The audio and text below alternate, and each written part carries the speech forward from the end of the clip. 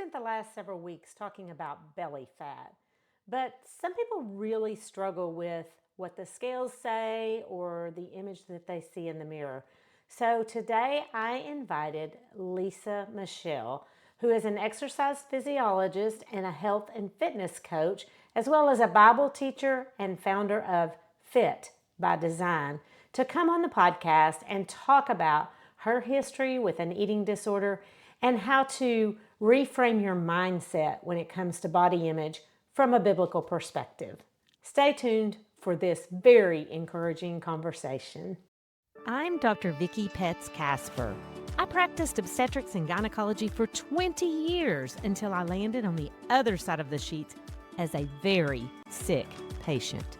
When my own body betrayed me, I took a handful of pills to manage my disease and another handful to counteract the side effects. My health was out of control. Through surgery, medications, and lots of prayers, I regained my strength only to face another diagnosis. My doctor challenged me to make radical changes through lifestyle medicine. Now I feel great and I want to help you make changes that make a difference. Healthy Looks Great on You podcast takes you to many medical schools so you can learn the power of lifestyle medicine. If you're ready to take control of your health, you're in the right place. Whether you're focused on prevention or you're trying to manage a condition, I'll give you practical steps to start your own journey toward better health, because healthy looks great on you. Well, thank you so much for being here today, Lisa. I'm honored to be here. Thank you so much for having me, Dr. Vickie. I'm I just thought it was a perfect time to have you on because I have spent about a month talking about belly fat. And I look at it from a health perspective because visceral fat literally doubles your risk for premature death. So it's a big deal.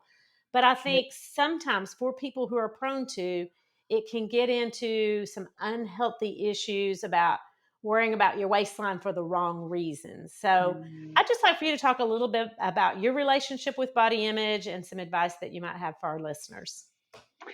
yeah, I mean, it is a sticky balance. I feel like it's a tightrope walk to walk that line of having to achieve certain goals for our health, because like you said, it is a big deal. And belly fat is not only a big deal, but it's also very prevalent in our culture right now. And so it's a tightrope walk of not sitting and wallowing in the shame. One of my favorite things to say, and I actually stole this from John Acuff, you can choose shame or you can choose strategy. And I love that. And it's just a short, quick, punchy reminder with alliteration that we can say over and over in our brain. You can choose shame or you can choose strategy, because I really feel like at the end of the day, that is a lot of the core issue, because we all have these swirly thoughts up here. It's a thought battle so many times. And so, yes, do we want to take care of it because this is the one and only body that we're living out our purpose and doing the things in? Yes, but then we don't want to wallow in that shame and frame the reasoning in the wrong way. And that's interesting because you'd mentioned culture. And I think Mm, in our culture, there's been almost an overacceptance of an unhealthy body weight. And again, I don't think there should be one bit of shame. And healthy comes in all sizes. You can absolutely. be bigger and be healthy, and you can be skinny as a rail and be unhealthy. Uh, yes. But how do you improve your body confidence without focusing on what the scale says? Mm. Yeah, again, another tightrope walk, right? Because I had personally, I had to throw my scales away. And I think that that's a personal preference, but I don't keep them in my house because there's an ebb and flow. And I laughed the other day because I can't remember where I was. I travel, a lot for what I do, and I was somewhere, and I said, I'm 7 pounds lighter this evening than I was this morning. I would never know that because I don't ever weigh myself. And I was laughing because I was using their scale to weigh my luggage. And at the same time, I was like, oh, well, I had to weigh myself in order to pick up my luggage. And then later, I was doing the same thing. And I said, wow, interesting. I weigh 7 pounds less this evening than I did this morning, or whatever it was. And it was like middle of the day. But that is normal. And that's one of the things we need to normalize that. Yeah.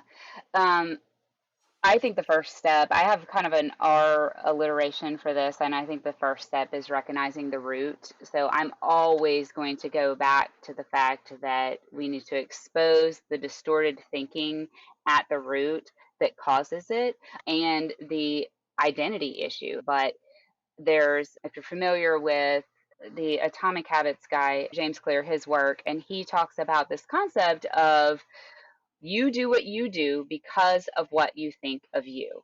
And it's so Mm. true. And actually, there's this old sales concept, and it says you can boil everything down to two motivations. The reason why anyone does anything is either fear of loss or desire for gain. That's it.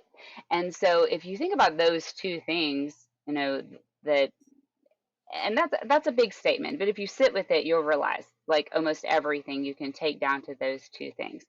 And so then we'll realize that it's really what we think about ourselves, the dialogue that we've internalized from culture that we were just talking about. There's so much information, and so much of it is conflicting. And thank God for a podcast like yours that brings us to truth. And so recognizing that root, and then I say reclaiming the lens, and so we need to exchange the lies for truth. So that brings us into this alignment process of aligning ourselves with the truth. Reset your mind would be the next one. And that's, this practice of repetition. I mean, that's how we learned in school, right? We have to repeat the truth in order to combat the cultural lies that we're bombarded with, quite frankly. If we think about the way that we scroll, and then the next star is going to be rebuilding our temple. And that's what the Bible talks about, our body as a temple. So moving from, again, that shame into strategy, or shame into stewardship, if you want to frame it in the Christian lens. And then finally releasing that mission. And so there's only so much that we can control. There has to be a trust aspect as well. And I think that diet culture, there's is so much about control, and we need to err towards the opposite of trust. Like, God designed our body amazingly, and we need to trust it. That's so good. And I'm glad you brought up service because I do think that if we don't care for our temple and we don't manage our health, then we're not going to be able to take care of other people and do the Mm, things we're called to do. Other people are going to be taking care of us. And I think that's a great motivator for people to make some habit changes, which are not mm, easy. They're not easy at all. In fact, I've got a workshop that's a 7-day kickstart that really dives in and gives people practical tools on how to change a habit because most people try and fail, try and fail, try and fail, try and fail, and then they try and give up. And the reality is that you have to keep trying and you mm, just need more tools. And sometimes you do just need to reframe, reset, and let go of the idea that your body image defines your self-worth. mm, Yes, so good, so good. And what you described, we used to talk about that as the yo-yo, right? We had a name for it, the yo-yo diet. Yeah. So I forgot about that term, but it's it is. defeating with anything that you try to do, even if it's I'm going to be more organized or I'm going to accomplish XYZ. And then when you've tried several times and you don't, then it is easy to give up. But when we give Mm, up on our health, that's life. I mean, yeah, it really is life. And just you yeah. described it as a tightrope, and I like that because we can't focus on, oh, how do I look in this dress? And it's about me, me, me. What is the mirror telling me? Mm, But yet, if you let it go, then there are some serious consequences for that. yeah, well, absolutely. And I now help caregive for my mom, and we had this scary, traumatic experience when she was just in the hospital, and that's what I'm witnessing, and seeing that, this contrast of like, I'm caring for her. Had she have cared better for her body, and she wouldn't mind me saying that, then I wouldn't be caring for her. So it's true. It's like, we have to have this forward thinking. One of my teenagers the other day was poking some kind of fun about how healthy I eat, and they're enjoying everything and how expensive my healthy food is. And I said, well, I could pay the triple price that you're talking about for my healthy food now, or I could pay for my medical bills later. So, but it's that forward thinking, and like, what do you want your life to look like down the road? I mean, we really have to go there and think about like you said, do I want to be dependent on someone? No. Our independence, just like it starts in our teenage years and wanting that independence, it doesn't change. And when we're older, we don't want to revert back to that. Yeah. And so many times I think people, when it comes to health, that is such a vague concept. When I teach my course, I teach to have a specific destination in mind. And That's then good. you map out the steps to get there because so many times we're like, well, I'm going to get healthy. I'm going to eat healthier. I'm going to exercise more. I'm going to do all the things that I need to do. But what does that really look like? Do you want to get Hmm. off your blood pressure medicine? Do you want to be able to run in the yard and play with your grandkids? Like, you have to tap into your why and you have to have some specific steps. But if you don't know your destination, then you're just going to kind of drift around. I think I see that more than anything else in the health and wellness culture. And that's why I think people grasp onto every little thing that comes by. There's always a Mm. bandwagon, and everybody jumps on because they're looking for the next quick fix, which Yes. never works. No, it never works. Well, and that, so what you just said makes me think of one of my favorite quotes, and many people have heard this, but if you aim at nothing, you're going to hit it with amazing accuracy, of course. But, and it's interesting, like you said, we really don't have a practice as a culture of making these longer term goals for our health because I hate to say it, but the diet industry is a multi-billion-dollar industry that is not in your favor. It does not work for your body, and they are going to keep throwing those quick fixes at you. And we're emotional creatures. And it's like we're trying to deny that and hope that we respond well in the moment. But really, successful thinking is we pre decide, like you're saying, where are we going on this journey? What is my why? Let me pre decide. Like, I love the 80-20 rule. I want to have this 20% flexibility. And I don't, stop me if this goes against any of your teaching, but I want to have this 20% flexibility so I can just like live my life. If I get invited somewhere, I don't want to insult the host or whatever it is. Just be able to live my life. But that 80% of the time, I've pre decided like I'm going to live within these healthy parameters. Does that make sense? I'm so glad you brought that up because that's something I've really been embracing lately. Because when I talk about that try and fail, I'm kind of talking about me. And I can Sure. go all in because that's my personality, but I live in the real world and Mm, everybody else is not all in. And so you have to put in some special parameters, some special accommodations.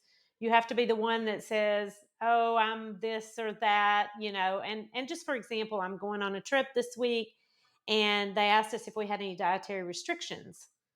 And I said, I will go with the flow yes. because am I plant based? Yes. Does plant based mean that I'm not going to ever put a piece of meat in my mouth? No.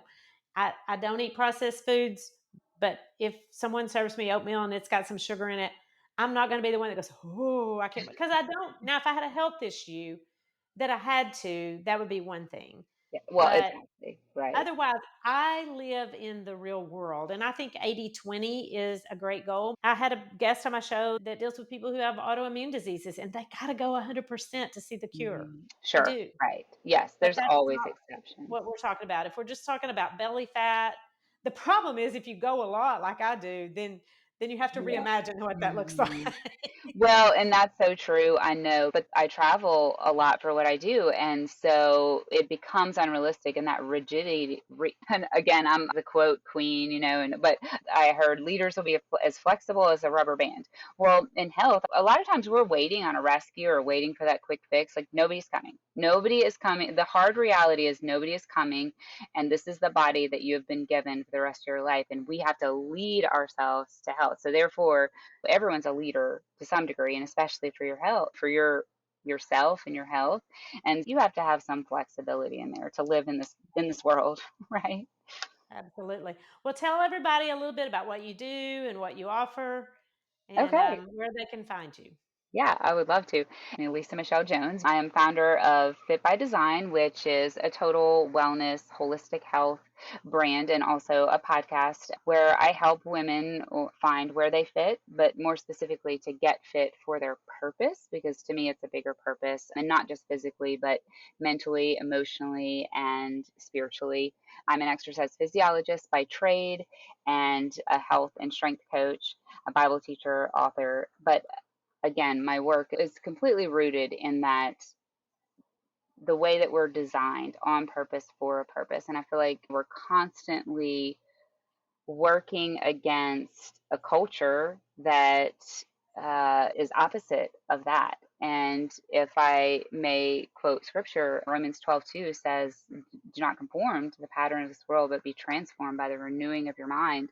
And so then you will know God's good and perfect will for your life. And so I feel like a lot of this topic that we're talking about, Vickie, and body image, it's about a culture that was wanting us to conform to its ways, but the truth is that we were designed for a specific purpose, and finding that purpose and then aligning it, in a healthy way is, and I know that that is what you're about to. And so the last thing about body image more specifically is I battled over a decade long eating disorder, which is one of the reasons why I'm so passionate about this topic in general, and what I do overall. But for a long time before I walked in food freedom and image freedom, which I would say is still a journey in this culture, honestly, especially the body image part. But if you remember, were you ever in one of those old timey fun houses at the carnival? Do you know what I'm talking Oh, about? yeah. Yes. Okay. So I love to talk about those distorted mirrors that they were super fun. Like, you'd stand in front of them, do all the fun things. And 1 second, you were like a tall, lanky giraffe. And then, next you're like Oompa Loompa from Charlie's Chocolate Factory, right? And they were great fun and laughs, except for the fact that every mirror in my life was like that. And it was, something that's called body dysmorphia that's very real. And I believe that in today's filtered culture, that you don't have to have an eating disorder to have some of that and to have that perception issue. Because you asked me in the beginning, like, what do I say to people? And I think the bottom line is it is a perception issue and an identity issue, like I was talking about. So, you're going to respond based on who you believe that you are, but also how you see things. And if we go all the way back in Genesis to whenever Eve was offered the apple, she had seen that tree e- every day for as long as she had been in the garden. It wasn't a new tree. But what the enemy convinced her of was to see it differently. And that is what all these filtered images on social media and just in the media in general it is doing. And it affects us and it conditions us. And so therefore we see ourselves. And so it's like, it's asking God to reveal to us how he sees us, and then repeating that over and over, because the statistic I wanted to give you is that actually only 31% of Americans altogether, this is males, females, every age, have a healthy relationship with the mirror. 1 out of 10 avoid looking in the mirror altogether. That's astounding to me. Um, the mirrors in the dressing room, like in places where we're wherever, they have like this curvature at the top and the bottom that makes us look taller and more slender. I mean, there's deception all around us. And so we can't take it at face value. It's like, know why we believe what we believe. And I like to say, treat your body the way that you want it to treat you, but also trust your body. Like I said a little bit ago, it knows what you need. It'll tell you when it's hungry, and you don't need all the crazy fad stuff that's out there. Yeah. And so I want to give like a gift to your people and to your audience. And I know that you steward and you love them so well through your amazing podcast that we all get to benefit from. But I wanted to just give a little gift. And so I designed this little body kindness journal, 7 days to a healthier relationship with your body. And it's going to feature like some daily prompts, some mindfulness exercises, actionable tips, and a resource list for other things that they can look at to help with better body image. And so, yeah. And then they can find me Instagram, Facebook, all the things under Lisa Michelle, and at lisamichellejones.com. That is so awesome. Thank you so much. This has been great information, and I will definitely put a link to that in the show notes so everyone can find you. And I appreciate you taking time to talk to us today. Oh my gosh, thank you so much for having me. I was thrilled to be here. The information contained in this podcast is for educational purposes only and is not considered to be a substitute for medical advice. You should continue to follow up with your physician or healthcare provider and take medication as prescribed. Though the information in this podcast is evidence based, new research may develop and recommendations may change.